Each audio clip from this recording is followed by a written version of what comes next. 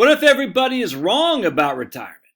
All right, this is chapter 1 from my new book, Relax and Retire, and you should get it. 165 pages of just crushing data that's going to crush your world if you're a negative Nelly.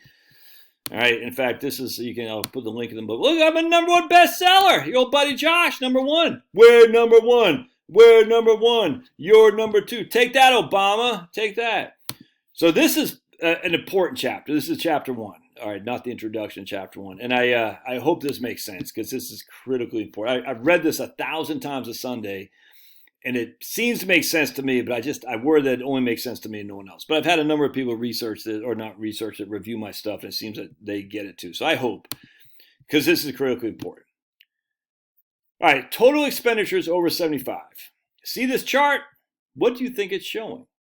Think about it for a second, because some serious spells are about to get broken. All right, so look at this. 1984, total expenditures, 10,000. 2004, 25,000. 2019, over 40,000. You may think the chart shows that for people over the age of 75, their spending went up from 10,000 to 40,000 from 1984 to 2019, which would be an increase of 3.88% a year. Comparatively, the actual inflation rate during these years was 2.61. So it appears that people over 75 increased spending significantly more than inflation. Oh my goodness, Josh, you've been telling us otherwise. You said spending goes down in retirement. In fact, if we dive deeper into the data from the BLS, we find healthcare spending grew by 4.39% a year during that time, which is 70% more than the rate of inflation. Healthcare spending went up by 4.39. Inflation is 2.61. Logically, then, you can conclude that because older people spend more on healthcare and healthcare costs have grown much faster than the rate of inflation, older people will increase spending not just with inflation, but well above it. But to draw that conclusion is wrong.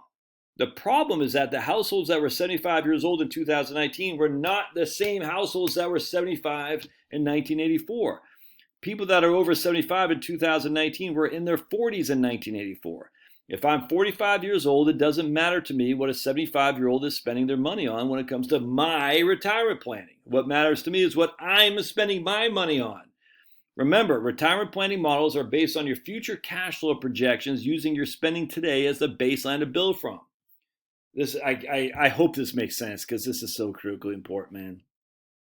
For example, I'm 52. I pay well over $2,000 a month for health insurance for my family of 6, and that doesn't include other health-related stuff we have to pay for, braces, prescription drugs.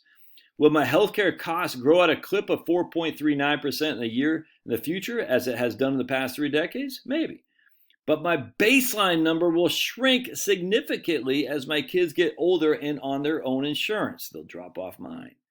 This is what the chart above doesn't reflect. It simply shows what a typical 75-year-old household spent every year, 5 years from 1984 to 2019. So a 75-year-old household in 1984 spent $10,000. A 75-year-old household in 2019 spent $40,000. That's all it shows. All right. But it doesn't show any differences in the spending by households as they age. A better model would be to compare the spending of a 45 to 54-year-old household in 1984 to a 75-plus household in 2019, essentially tracking the spending habits of that household as they grow older. This is called a longitudinal study, which you can learn about here. The importance of this type of study, especially when it comes to retirement planning, is that quote, researchers repeatedly examine the same individuals to detect any changes that might occur over a period of time. They're not taking the aggregate. They're taking the same people, saying, how is your spending changing as you age? An example of a longitudinal study is Sudipto Banerjee's cumulative out-of-pocket health expense after the age of 70. Quote, this study estimates how much retirees spend on out-of-pocket healthcare costs after 70 until their death. Unlike many other studies, it includes only expenses for healthcare services actually used and is based on self-reported expenses, not of actual people, not on projections of hypothetical individuals. This right here is not a longitudinal study. All right. These type of studies, longitudinal studies, are important because they show the actual spending patterns of people as they go through their life cycle. Unfortunately, the Consumer Expenditure Survey, which this study is based on, doesn't do this for specific individuals. But we can do the next best thing, which is to take a cohort of a certain age group and follow that cohort as they get older. The chart below shows a cohort of 45 to 54-year-old households, and you can see they spent $28,696 in 1984. $28,696 in 1984. All right, they were 45 to 54. They spent basically $30,000. In 1994, the cohort was 55 to 64-year-old. 10 years, they increased their age from 45 to 55, and they spent $33,000. 2004, they went from 55 to 64-year-old household to 65 to 74-year-old household. They spent $35,000 base. I can't remember exactly what it was, $33,000. And so it went from 28 to 33 to 36, and then it stopped at age 75 as 36,000. And this is in real dollars, by the way, in 1984 dollars, 2014 dollars. So you see, they went from 28,000 to 36,000. Over the 30 years starting in 1984, when they were in their 40s, and through 2014, when they were over 75 years old, the actual spending of this cohort increased from 28,000 to 36,000 in real dollars, an increase of 0.88% a year. That's it, less than 1%. Whereas before, we're showing you they had an increase of 3.88, I think, if memory serves. 3.88. Significantly lower spending as they aged. Now, to put it in perspective, let's say it's 1984 and you are 45 years old. You come to my office wanting me to model a retirement plan. You tell me your spending last year is $28,696, which is what that group did. And you want to make sure you're saving enough in order to meet your future expenses for when you retire in 20 years. You also tell me you can invest $2,000 a year into a retirement account, which is 7% of your total spending. Because remember, we got $28,696 of what we spent in 1984.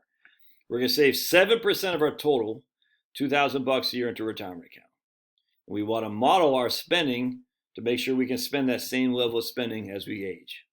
We run a quick calculation and show that in 20 years, with a 3% inflation rate, your spending will grow to $51,828. If we use a 4% rule, you'll need $1.295 million at retirement to cover your spending needs.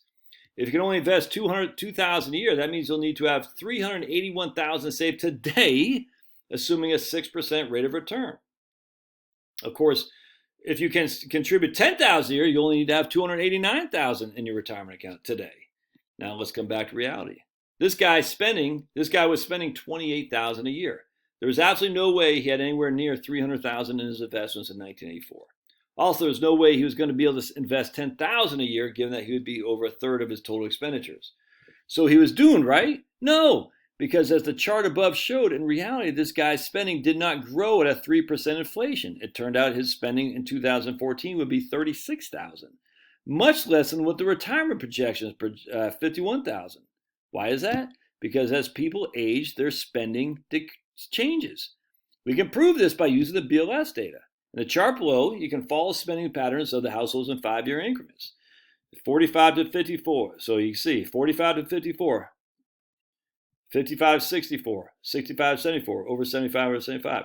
Notice that when the households stay in the same age group, 45 to 54, they did increase their spending due to inflation. For instance, in 1984, the 45 to 50-year-old household spent $28,000, whereas in 1989 it went up to 1989 went up to $36,000. But by 1994, even factoring in inflation, that household, which was now in the 55 to 65-year-old category, spent less than they did in 1989 in real dollars. I'm telling you. You see that? They go from in the same cohort, the same age group, 45 to 55, 45 to 54, I should say. They went from basically 30,000 to 36. When they aged the next cohort, 55 to 64, their spending went down, but it went up again in the same cohort. Why would that be? Spending categories. Food drops. Housing costs drop. Transportation drops. Social Security, saving money for retirement, Social Security pensions, retirement contributions drop. Look at the chart above and notice how food expenses dropped, housing costs have dropped, transportation dropped, entertainment, gas, apparel, contributions, Social Security all dropped too. These costs are dropping even though the price of these goods are increasing with inflation. The price is right. Yeah, there you go. The price is right. Come on down. Weird, huh? Why is this happening? One, average household size dropped from 3 to 2.2. As I write this, I'm 52, my wife is 48. We have a household now of 4, which is down from the 6 we had just a few years ago, as our 2 oldest have gone off to college. In 5 years, when we are in the 55 plus category, my youngest will be gone and will then be a household of 2. How much food do 2 people consume relative to 6, 2 of which are teenage boys? Our insurance bills will decline too. Right now, with 6 drivers on our auto insurance, again, 2 of whom are teenage boys, insurance costs are through the roof. Once the kids are on their own, though, well, guess what? Insurance costs drop. Another reason, mortgages get paid down. Look at the drop in mortgage interest paid. 1989 to 1994. One can make an argument the reason interest is lower is because of lower interest rates. Maybe. But you have to explain why this happens regardless of varying interest rate cycles. Never mind that most people have a fixed 30-year note anyway. The correct reason for mortgage interest dropping is that debt is being paid down, and thus interest charges are lower as you pay down debt. Less spending on apparel. Again, with less kids in the house, households spend less on clothing. A secondary consideration too is that the older you get, the less you care about the clothes you wear. So write this. I have a t-shirt on which I bought years ago. Pants that are at least 5 years old, tennis shoes that probably should have been thrown away years ago. You get the picture. Apparel expenditures. Mortgage interest expenditures. Look at that. All right, let's keep going. Again, let's see. Even entertainment costs. My youngest loves sports. We attend a number of Hawks, Falcons, and Braves games each year. We've taken our entire family to see the Bruins in Charlotte, Nashville, and Tampa. We've gone to Philadelphia Flyers and Phillies games when we lived in the Philly area. I even took my oldest to Boston to see the Bruins battle the hated Canadians at the Gillette Center for the stadium for the Winter Classic. While my wife and I will continue to go to some sports games once the kids are at the house, we both love minor league baseball, for instance. We certainly won't spend as much on entertainment as we do now. Entertainment costs, again, drop from the 45 to 54-year-old cohort to the 55 to 64. Now, there are some expenses that increase as people age, property taxes. But that's a good thing, right? That means the home values are going up. Healthcare costs increase. Shocking, huh? Healthcare costs increase as you age. Who would have thought? Went from 1,300 to 2,100. I hope you're seeing how this works. The older you get, the less you spend because your household shrinks, you pay off debt, and you just consume less. It's really that simple. Now let's compare the 55 to 64-year-old household in 1999, that same household 5 years later, which is now in the group of 65 to 74. Once again, total expenditures went from $39,000 to $36,000. All right, and you can see why. Same thing. Transportation costs went down. How much they're putting into their 401k, Social Security went down. Food went down. Housing went down. Healthcare went up. Healthcare went up. Just like before, housing costs drop because interest is reduced as mortgages get paid. Transportation costs drop too, which makes sense because as people age, they drive less, leading to less maintenance and less finance charges. Notice the last bar in the category, the last graph of the bar right here. These are expenses for contributions to Social Security, pensions, and retirement accounts. These expenses dropped way off. Why? Because many of these people in this age group have retired or no longer contributing to retirement accounts. The big exception, again, is healthcare expenses. This expense increased nearly 50%. But all in all, total expenses dropped even while including a whopping 50% increase in healthcare costs. And we'll compare the next age group, 65 to 74. Another drop in spending, even though inflation is making the cost of goods go up. Obviously, all these people are going bankrupt, right?